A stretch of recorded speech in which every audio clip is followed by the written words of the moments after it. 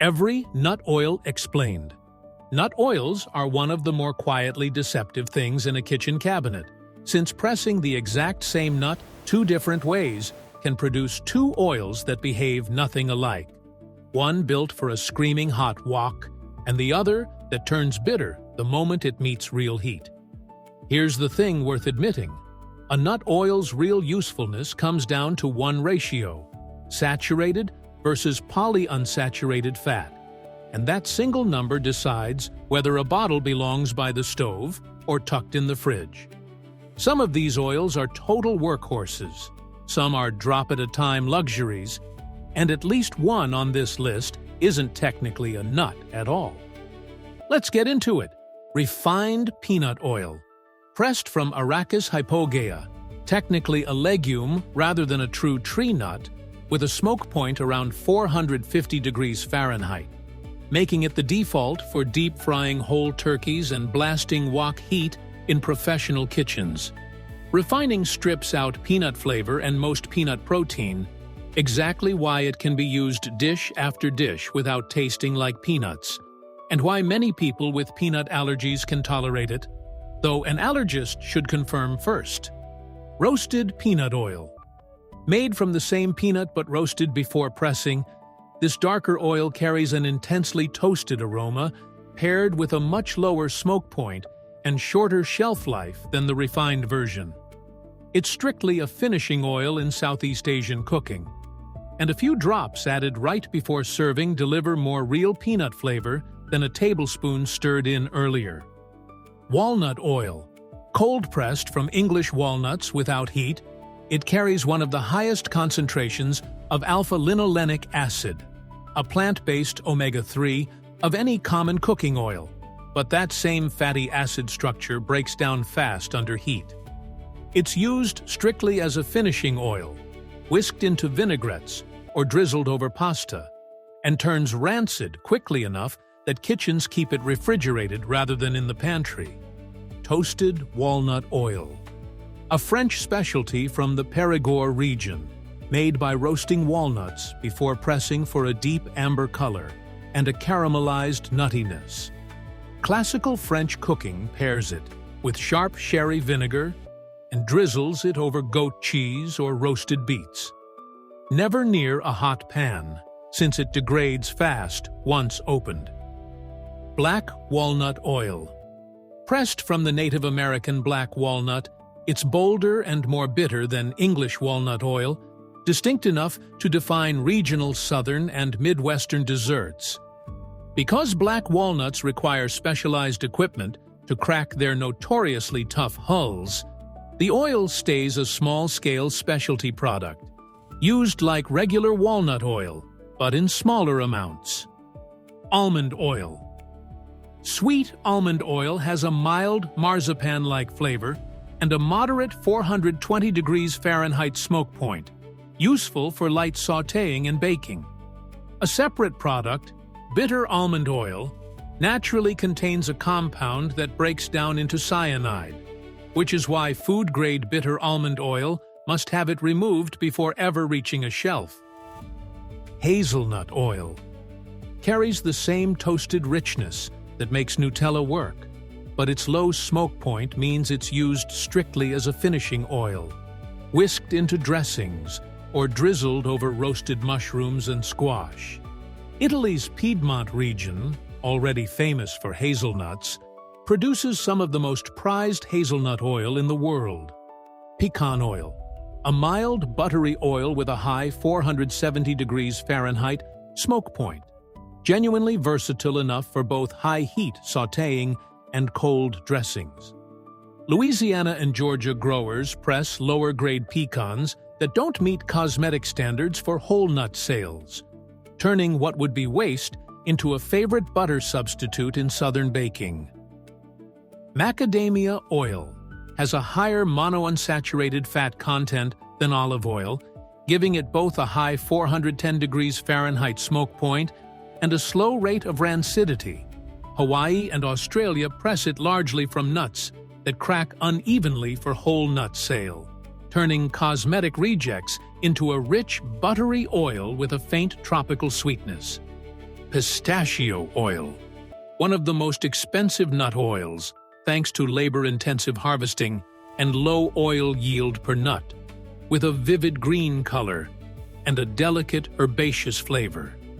It's a finishing oil only, drizzled a few drops at a time over desserts or fish, mostly sourced today from California's Central Valley. Pine nut oil. Rare and expensive since pine nuts are famously labor-intensive to harvest by hand, this delicate, buttery, slightly resinous oil is used only as a finishing touch.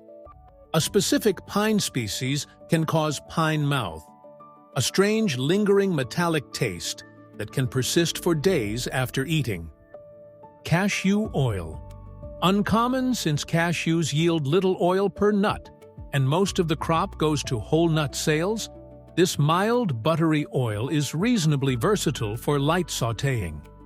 Cashews grow attached to a tropical fruit, and their raw shells contain a caustic resin related to poison ivy's urushiol. Brazil nut oil.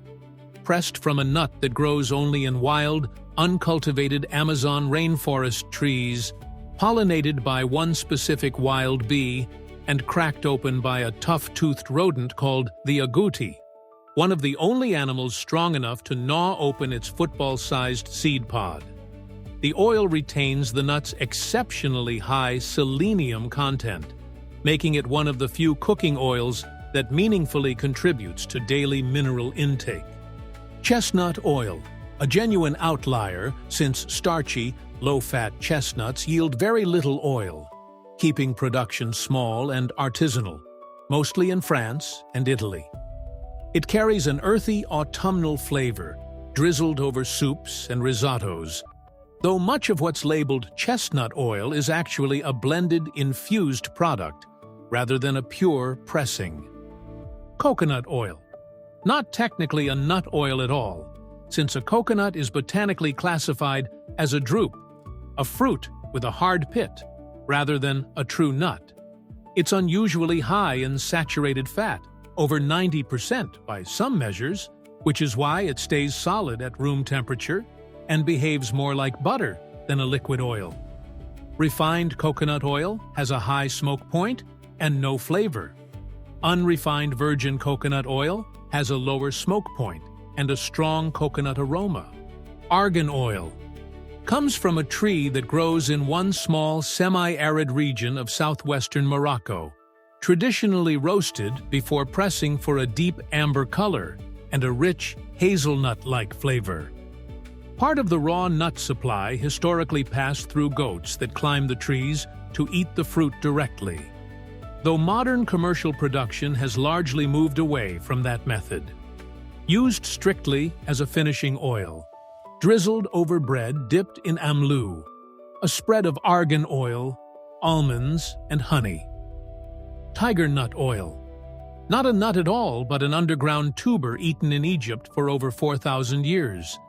Its fatty acid profile closely resembles olive oil, high in monounsaturated fat, making it a subject of research as an olive oil alternative. And it's the base ingredient of Spain's horchata de chufa. Pili nut oil. From a Philippine nut with one of the highest natural fat contents of any tree nut, over 70% by weight, producing a rich, buttery oil often compared to a cross between macadamia and pine nut. Slow-maturing trees keep it a small-scale specialty rather than a global commodity. On rancidity and storage. Nearly every unrefined nut oil shares one vulnerability: a high polyunsaturated fat content that reacts readily with oxygen, light, and heat, turning bitter or faintly like old paint long before it's genuinely unsafe to eat. Delicate oils like walnut, hazelnut, and pistachio go rancid far faster than stable ones like refined peanut or macadamia, which is why kitchens refrigerate the fragile ones and buy small bottles meant to be used within a few months. If an oil smells even faintly like crayons or wet cardboard, it belongs in the trash, not the pan. At the end of the day, The nut oil aisle covers an enormous amount of chemistry for a category most people reduce to a single bottle. Since the same nut pressed two different ways can produce a workhorse frying oil and a fragile, expensive finishing oil that never sees a hot pan.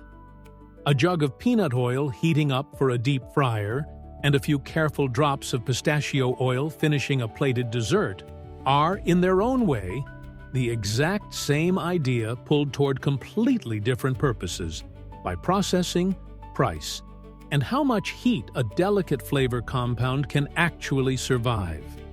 Every oil here found its way into a kitchen through some combination of geography, patience, and trial and error, whether that meant figuring out which nuts yield enough fat to bother pressing at all, or learning that walnut oil belongs in the fridge, not the pantry.